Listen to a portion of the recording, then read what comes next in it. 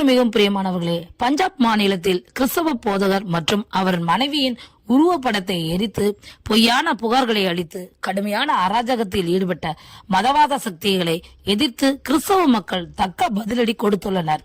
தற்பொழுது இந்த காட்சிகள் சமூக வலைதளத்தில் பரவி வைரலாகி வருகிறது.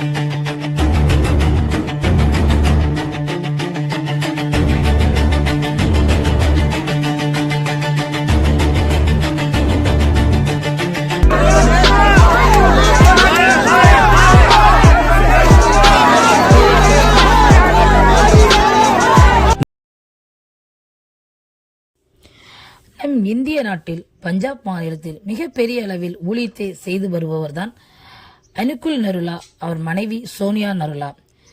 இவர்கள் பிரசங்கிக்கும் வார்த்தைகளை உலகம் முழுவதும் பின்பற்றும் மக்கள் உண்டு. இவர் மீது என்ன குற்றச்சாட்டு வைத்துள்ளனர் என்றால், இவர் வெளிநாட்டிலிருந்து பணம் வாங்கி மக்களை மதம் மாற்றுகிறார் என்ற பொய்யான குற்றச்சாட்டை எழுப்பியுள்ளனர். அங்குள்ள பஞ்சாப் மஜ்மூர்ச்சா என்ற இயக்கத்தின் தலைவரான தேஜஸ்ரீ, சமூக ஆர்வலர் பகான் சித்து மற்றும் ஒரு அமைப்புடன் இணைந்து என்ஃபோர்ஸ்மெண்ட் டைரக்டரேட் ஈடி அலுவலகத்தில் மனு கொடுத்து போராட்டங்களை நடத்தினர். இதற்கும் மேலாக போதகரின் உருவப்படங்களை எரித்தும் மகா பெரிய அராஜகத்தை செய்துள்ளனர். இதனை எதிர்த்த நம்முடைய கிறிஸ்தவ மக்கள் பல இடங்களில் திரளாய் ஒன்று கூடி போராட்டங்களை நடத்தி வந்தனர்.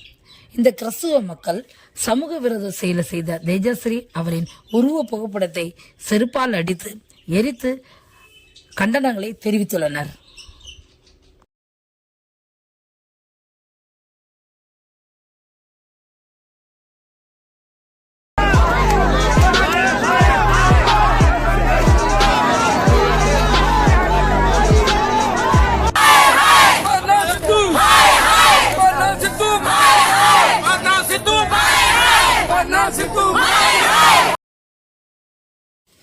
இந்த செயலை பார்த்த தேஜஸ்ரீ மற்றும் இயக்கத்தினர் இவர்களின் தக்க பதிலடியை பார்த்து திகைத்து போய் நின்றனர். தற்பொழுது இவர்கள் பஞ்சாப் போலீசாரால் தலைவரான தேஜஸ்ரீ, சமூக ஆர்வலரான பகான் சித்து இவர்கள் இருவரும் தற்பொழுது கைது செய்யப்பட்டுள்ளனர். இந்த சம்பவம் இந்தியாவிலே பெரும் பரபரப்பை ஏற்படுத்தியுள்ளது. இன்னும் நம் தேசத்தின் பல இடங்களில் இதை போன்ற சம்பவங்கள் நடைபெற்று கொண்டுதான் இருக்கிறது. நம்முடைய ஊழியம் செய்யும் நம் மக்களுக்கு, நம்முடைய ஊழியக்கார பிள்ளைகளுக்கு ஒரு பாதுகாப்போ ஒரு அரசாங்கத்தின் சார்பாக எந்த ஆதரவோ கிடைக்க மாட்டேங்கிறது.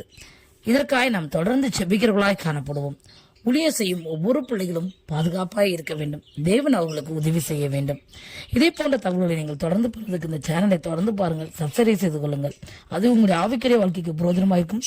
உலகெங்கும் நடக்கும் கிறிஸ்தவ நிகழ்வுகளை நீங்கள் தெரிந்து கொள்வதற்கு எதுவாக இருக்கும். தேவன் தான் உங்களை ஆசீர்வதிப்பாராக. ஆமென்.